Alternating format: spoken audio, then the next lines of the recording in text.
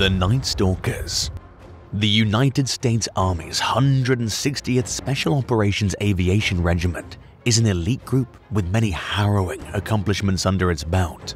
Nicknamed the Night Stalkers, these accolades include transporting the Navy SEALs who killed Osama bin Laden in 2011, as well as their participation in the Battle of Mogadishu in 1993, which inspired the movie Black Hawk Down. The Night Stalkers also participated in a lesser-known mission called Operation Mount Hope 3, which took place at the end of an equally little-known conflict called the Toyota War. So, exactly what is it that makes the Night Stalkers so great at what they do? Established in 1981, this Special Operations Force consists of some of the US Army's best aviators, crew chiefs, and support soldiers. Those who are skilled enough to be assigned to the 160th endure intensive training to prepare them for the high-stakes missions that they can expect to encounter throughout the remainder of their military career. During their training, members focus on advancing their skills in 5 key areas of combat: first responder, land navigation, combatives, weapons, and teamwork. Each soldier who becomes a full-fledged Night Stalker can expect to fire thousands of rounds during their training alone, using weapons including AK-47 style rifles, Beretta M9 pistols, M4/M4A1 carbines, and Sig Sauer M17/M18 pistols. Recruits who fail their initial training are given the option to retake it, but there's never any guarantee of making it into the 160th.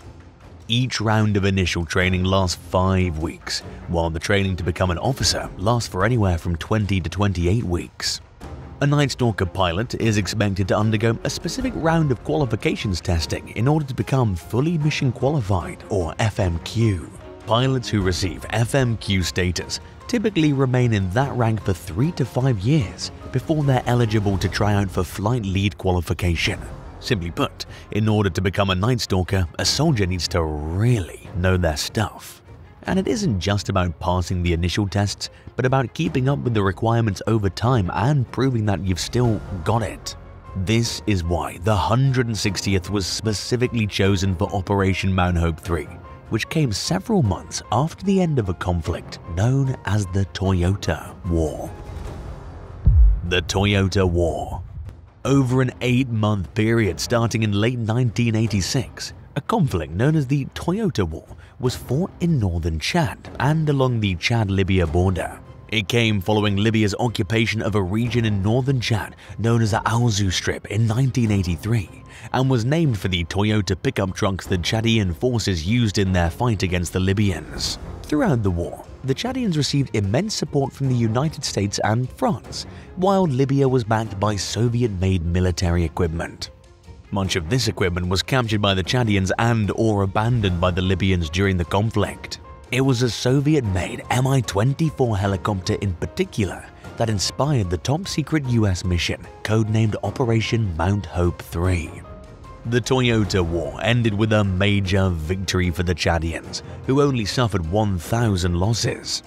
Meanwhile, the vastly outnumbered Libyans suffered a crushing defeat, which included the loss of at least 1/10 of their army, or around 7,500 men and $1.5 billion worth of military equipment. The end of the war marked the end of a series of clashes between Chad and Libya, but the rivalry between the Soviet Union and the United States remained alive and well, and would soon give rise to the American military's clandestine plan to acquire a Soviet helicopter under the cover of night.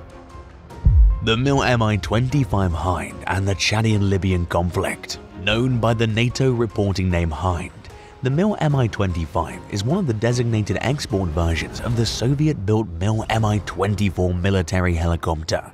By definition, it's a helicopter gunship, attack helicopter, and low-capacity troop transport vehicle. Dubbed the Flying Tank by Soviet pilots, development on the Mi-24 began during the early 1960s. A mock-up of what would eventually become the Mi-24 was unveiled in 1966. Its designer, aerospace engineer Mikhail Mil, developed it with a few key points in mind. He had noticed a trend toward ever-increasing battlefield mobility, which translated in his mind to the need for flying infantry fighting vehicles that were capable of providing both battlefield support and for infantry transport missions. Mil died in 1970, but work on the aircraft continued. The final product, aka the Mi-24, also known by its export designations Mi-25 and Mi-35, was introduced in 1972. It had no direct Western counterpart. In other words, there was no Western version of the Mi-24, and nothing even close to it. During the later stages of the Cold War, it came to play an imperative role as a Soviet workhorse and was eventually adopted by other countries' militaries. The Mi-25 Hind eventually came to play a significant role in the Chadian-Libyan conflict, which was actually a series of conflicts that began long before the Toyota War back in 1978. The Chadian-Libyan conflict began with Libya's repeated interventions in the Chadian civil war that was ongoing at the time. 2 years into the conflict, Libyan forces began using both the Mi-24 and Mi-25 variants. The choppers made their first appearances during the Battle of N'Djamena in October 1980. 7 years later, during the Toyota War, the US and French-backed Chadian armed forces of the north recaptured the military stronghold of the Wadi Daum in northern Chad, bringing the decades-long succession of conflicts between Chad and Libya to an unceremonious end. In addition to its use during the Chadian-Libyan conflict, the Mi-24 saw combat in 1977 during the Ogaden War, when it was used by pro-Soviet Ethiopian forces against Somalia. The aircraft and its export variant were also used during the Soviet War in Afghanistan from 1979 to 1989, the Iran-Iraq War, which lasted from 1980 to 1988, the Nicaraguan Civil War, which also lasted from 1980 to 1988, and the Sri Lankan Civil War, which lasted from 1979 to 2009. Before we continue, we just wanted to say thanks for watching. We appreciate our viewers. And if you're not subscribed, go ahead and hit that subscribe button. Why steal an Mi-25? During the late 1980s, the Cold War was nearing its end, but it wasn't over, and the decades-old rivalry between the USSR and the United States was as alive and well as ever. Much like modern-day Russia, the Soviets were notoriously secretive about their technological developments, or as one might say, they kept their cards close to their chest. This was especially true when it came to the Soviet Union's military advancements. In order to learn anything about these well-kept secrets, Western countries were left with few other choices than to hijack an example of the sought-after machinery themselves. During the Vietnam War and other 20th century conflicts, the United States acquired plenty of examples of Soviet small arms. During the 1980s, US forces even managed to get their hands on a T-72 main battle tank, MBT. But for the most part, the Americans had failed to obtain large pieces of Soviet-designed military equipment, including any helicopters, despite their numerous failed efforts. When they realized that the Libyans had left behind an operational Mi-25 after the Toyota War, they saw the opportunity to steal it. By doing so, the Americans would obtain an unprecedented look at a large piece of Soviet machinery that, until then, had been inaccessible. Preparing for Operation Mount Hope III. In what went down in history as one of the most brazen recent military heists, more than 60 Night Stalkers went up against sandstorms and faced the threat of opposing Libyan forces in order to steal a MiL Mi-25 Soviet-built attack helicopter that the Libyans left behind during the Toyota War. By getting their hands on Soviet technology and reverse engineering it, the Americans planned to learn more about it. Also known as the Hind Heist, the plan was codenamed Operation Mount Hope III. In fact, the US had long hoped to acquire an Mi-25 Hind, and now they finally had their chance. A previous attempt to obtain one of the choppers had failed after having to cut up the vehicle for transport, which rendered it non-airworthy. In other words, it couldn't fly, so a do-over was necessary, and this time the helicopter would have to be transported by some other means, all in one piece. Prior to moving forward with the new plan, US, French, and Chadian officials engaged in lengthy three-way negotiations. Chad eventually gave the Americans the go-ahead to take the Mi-25 from the military installation at Wadi Daum. In return, the US government handed over $2 million and a supply of missiles. To avoid a repeat of past problems, the plan involved airlifting the Mi-25. And to prevent any mistakes that could jeopardize the mission, the military called on the Night Stalkers to carry out the operation. Training for Operation Mount Hope 3 began in April of 1988, a little over 6 months after the end of the Toyota War. To best prepare for the mission, the Night Stalkers disassembled several MH-45 Chinook helicopters and flew them to White Sands, New Mexico, inside a transport aircraft to simulate the initial deployment to Chad. They then performed nighttime flights with the Chinooks, while one of the choppers carried a load of water that was meant to mimic the weight of a Hind helicopter. The flight to acquire the Soviet aircraft would be a complicated route, which would require several landings for refueling. The Night Stalkers factored this into their practice runs. Almost go time. On May 21, 1988, the Night Stalkers received their official order to commence with Operation Mount Hope 3. 10 days later, an advance party arrived in Chad's capital city, N'Djamena. During the second week of June, 2 partially disassembled M47 Chinooks and more than 60 personnel were delivered to N'Djamena courtesy of a C-5 Galaxy military aircraft. While the official plan called for just 1 helicopter, an extra was brought along in case anything went wrong. The Galaxy landed at N'Djamena International Airport at dusk. Military personnel immediately got to work unloading and reassembling the Chinooks. Anything that added unnecessary weight to the choppers was removed, while additional fuel tanks were installed in the cargo areas, enabling each helicopter to carry an extra 600 gallons of fuel. By then, the Libyans had already gone to great lengths to destroy a lot of the military equipment they'd left behind.